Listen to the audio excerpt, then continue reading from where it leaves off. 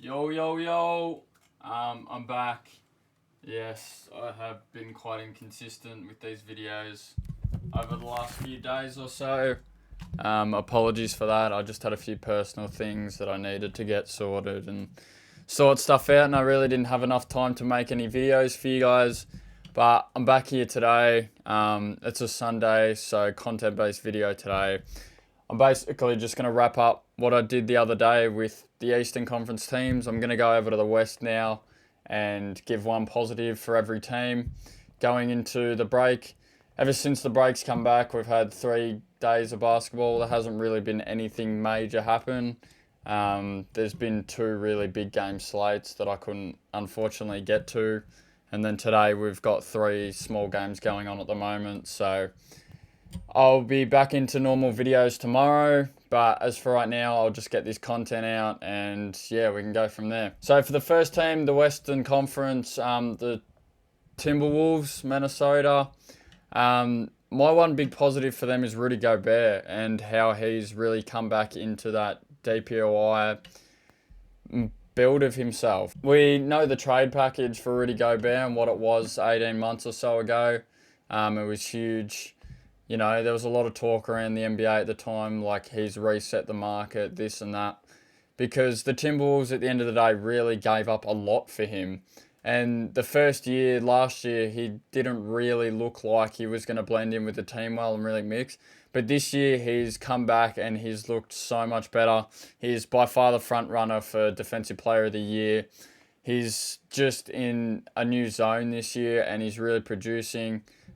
He's comfortably going to run away with the DPOI. He's really a key to the Timberwolves' success in being the number 1 seed in the West at the moment. So that's like really the one big positive I can get out of that, out of the many positives that are coming out of the Timberwolves through Anthony Edwards, even Mike Conley, Karl Anthony Towns. They're all just positives at the moment, but my one big positive for them is that production of Rudy Gobert that they're starting to get. The Thunder is their depth for such a young team. For such a young team, they really shouldn't have as much depth as they have. They have a solid 9 or 10 NBA guys that can give you real minutes, and it's just, you can tell night in and night out, and it really makes a difference. Shea really doesn't have to do work himself due to him having Chet. He's got Jalen Williams, he's got Lou Dort, he's got, Kenrich Williams off the bench, Isaiah Joe off the bench. They've just traded for Gordon Hayward. He might be able to give you some production off the bench. Bismack Biyombo, he will help them rebound the ball off the bench. So they have all these guys now that they really help Shea out at the top of the order. So if they can keep this depth going into the playoffs, it will be game-changing for them.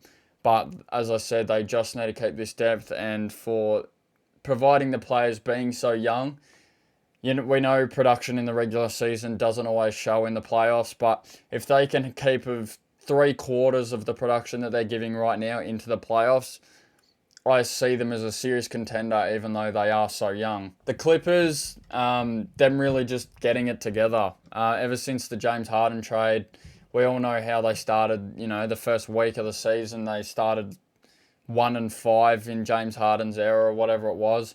And ever since then, I think they've, won 17 of their last 20 games or so. Like, they're just winning every single game. They've just really put it together from when they've traded for him. We're all skeptical about, we've got Russell Westbrook and we've got Paul George, we've got Kawhi Leonard, got all these guys that want the ball in their hands at all times. And Kawhi being the most dominant one out of all of them. We didn't know how much of, he wants to play in the catch and shoot role or so on and so forth. But James has fitted himself into the team really well. He's passing the ball. Kawhi's okay with catching and shooting every now and again. So is Paul George.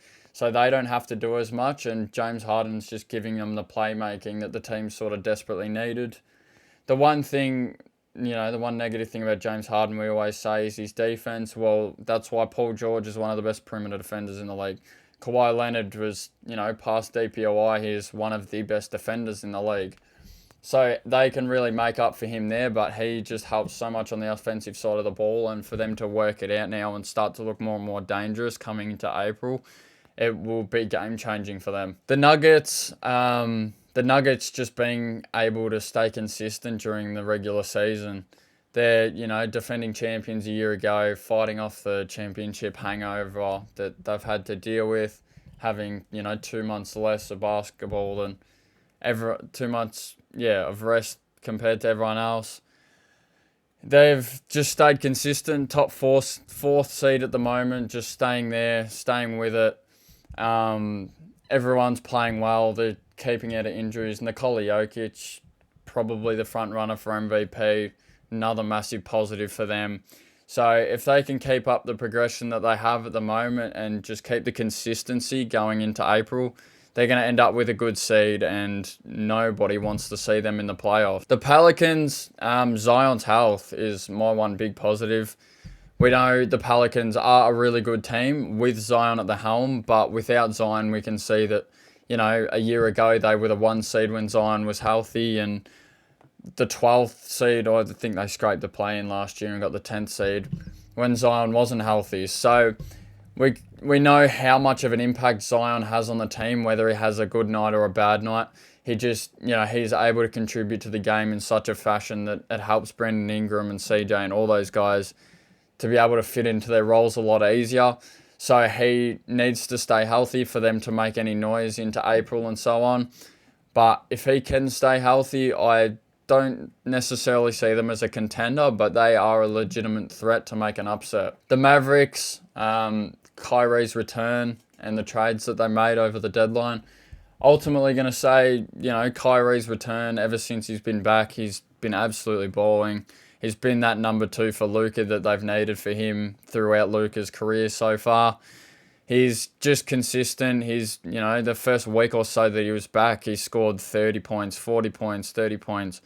He was just super consistent and has stayed consistent as of recently. Him and Luka being the top 2 guys, it's a bit of a Philly situation where it is the top 2 guys and the rest of it's a bit blurred. So for the Mavericks to have success going down and into the playoffs, we need a healthy Kyrie and a consistent Kyrie. So they just need to do that. Luka, we know what Luka's going to give you, and Luka performed in the playoffs, throughout his whole career. So Kyrie just needs to stay consistent and stay healthy, and there will be a legitimate chance come playoff time. The Kings, little rocky compared to last year, being the 3 seed last year and now being the 7 seed, looking at a play-in spot. But my one big positive is Sabonis' consistency. Like I just said about Kyrie wanting to stay consistent, Sabonis has been consistent for the Kings all year. He's constantly giving you double-doubles every night. I think he's up to, like a 40-odd game streak of at least a double-double, which is ridiculous, giving you triple-doubles damn near every night. So he's held the team afloat. De'Aaron Fox has had a really good year, but hasn't had as good of a year as he had last year. So for Sabonis to be that impactful on the floor in, not just the scoring category, but rebounding, assisting, he's blocking shots every now and again. He's doing everything that the Kings really wanted him to do. And, I've said it time and time again, it has been the Sabonis and Tyrese trade has been one of the most fair trades I've seen in a long time. Both teams are making massive impacts on their rosters, but at the same time, I don't think I can say positively that anyone won or lost that trade. So Sabonis, if he can stay consistent, I can see the Kings winning in the play-in and getting another playoff spot, but only time will tell. The Suns started really rocky, not having their big 3 for a little bit of time. But my one real big positive for them at the moment is Bradley Beal. As weird as it might sound with how good Devin Booker and Kevin Durant are playing, Bradley Beal, we didn't really know what to expect from him coming out of the Wizards and, being actually in a sort of contending team now. He's really molded into the team well, really worked with those guys at a high level. He's not scoring as much as he was in Washington, obviously because he doesn't have to score as much as he was in Washington. But he's just being that solid guy for them, giving them at least 15 points a night every other night. Being that third guy, that they're talking about the big 3 for. Just being that third guy for Kevin and Devin is, it's game changing for them. Their record while the big three have been playing has been ridiculous. I think they've only lost, a handful of games with all three of them healthy. The only thing with Brad is just he has to stay healthy. He's been in and out of the lineup all year. So only time will tell how his health looks going into April and so on and so forth. But if those guys are available every night of the playoffs, I would not want to see them in a 7-game series. The Lakers, the one positive, and it's been a positive, for the 20 or so years of his career, has been LeBron. He's 39 years old and still giving you 20 points a night, 10 rebounds every other night, assisting the ball. He just does everything. In year 20 is just insane to me. The Lakers have looked better as a unit as of recently, but majority of that is due to a 39-year-old LeBron James. I can preach it over and over again. I've gained more respect for him over the years, how he's just able to go about his business every other night, really perform, and just at 39 years old, you shouldn't be able to perform that well. He's turning back the hands of Father Time and just really being that guy that we all know he is. The longer he does this is the more and more he pushes himself into the GOAT debate, no matter how many rings he has or so on and so forth. It's just the longevity. His longevity is just next level, and really performing for the Lakers this year, pulling them back to above 500, unlike what they were earlier in the year. Who knows how their playoff success is going to look. I don't really see them making too much of an impact this year, unfortunately. But who knows, with a LeBron James-led roster, anything can happen. They made the conference finals a year ago. So it's too early to write them off, but as of right now, their regular season success isn't really reflecting on how well LeBron's playing. My Warriors, Jonathan Kuminga's growth has been the one big positive out of everything, aside from Steph Curry, still playing at an all-NBA level like he has been for most of his career. Jonathan Kuminga, his growth has been absolutely huge for us. He's made us, he got on earlier in the year and complained to Steve Kerr and the media about his minutes, instantly gained more minutes and instantly scored more, assisted more, just did everything for our roster. He's one of our more important guys. I would go nearly as far as to say he's our second best player on our roster right now. He's just doing everything that we need him to do. He actually went out into the media and made a comment about something and then really stood on his business. If he can continue to play at the level that he's playing at, I will be more than happy. He just needs to continue to grow, continue to make smart decisions, work on his jump shot. Although his jump shot has been hitting as of recent, we know he's gone through some really inconsistent patches with his jump shot. So he needs to work that out, but his growth has just been absolutely huge for us. The Jazz really, for me, has been Jordan Clarkson. One of the veteran guys on that team. He scores night in and night out. He's their first triple-double holder since 2007 or whatever it was. And before I saw that graphic, I thought it was so unrealistic that the Jazz didn't have a single triple-double man in, over 15 or so years, which was insane. Although they're, a below 500 team and aren't going to make much noise, him coming off the bench, he's still a key player for any roster. He could start on 50% of rosters in the association. He's just a real professional, goes about his business well, scores every other night, and just is huge for the Jazz. The Rockets started off fast, with a really good record, but have since fallen down. My one big thing for the Rockets has been their off-season acquisitions in Fred VanVleet and Dillon Brooks. Those guys have been massively impactful for the roster. You can see it both on the court and off the court. Jalen Green has started to look a lot better, and I think that's majority due to having Fred VanVleet in his corner for offense. He's Fred VanVleet, undrafted. He's a real professional, knows how to go about his business, and just, is a real hard worker. He can help Jalen Green out as much as he can. Jabari Smith, haven't really heard much about him this year on the media, but he's still playing at a really high level. Dillon Brooks got, written off from the Grizzlies last year and has come back out and shooting 35% from three, playing some of the better defense of his career. He's still being a menace, and, you know, the more that he does it, I'm enjoying watching, you know, Dylan the Villain, as he calls himself. He's just really exciting to watch, entertaining, and as long as he stays in the sort of lane that he needs to be in, I'm more than happy for him to do all the antics that he wants to do. The Grizzlies, my one bright spot has been the youth development. Jar being out the whole year, Jaren Jackson being in and out of the lineup, Derrick Rose, they brought him back and was injured straight away. Desmond Bane has been out for some time. So they've had, you know, a shell of their whole roster the whole year. So for them to really work on finding some G League guys and some 10-day guys has been huge. We've seen, you know, some developments. Vince Williams Jr., Zaire Williams is getting the light that he finally deserves. Those guys are really getting good run, and for them to actually get good run on NBA minutes has been huge. We can really see, you know, how talented some of this youth we have is. And, you know, I hope the Grizzlies really grow on that.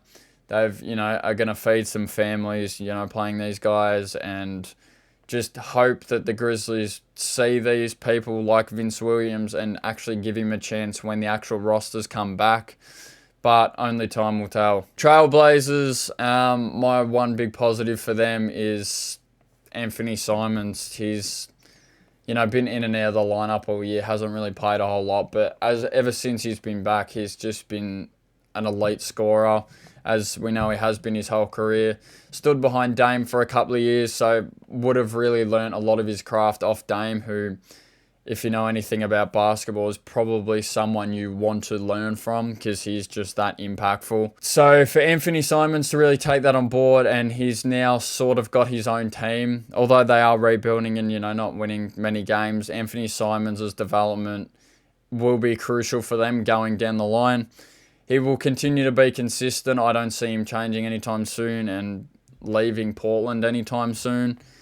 But he just needs to continue to develop and see what happens in 5 years' time when the Blazers are actually maybe in contention, whether Anthony actually stands up or not, but we will see. Lastly, San Antonio Spurs. What other positive other than, you know, Wembanyama?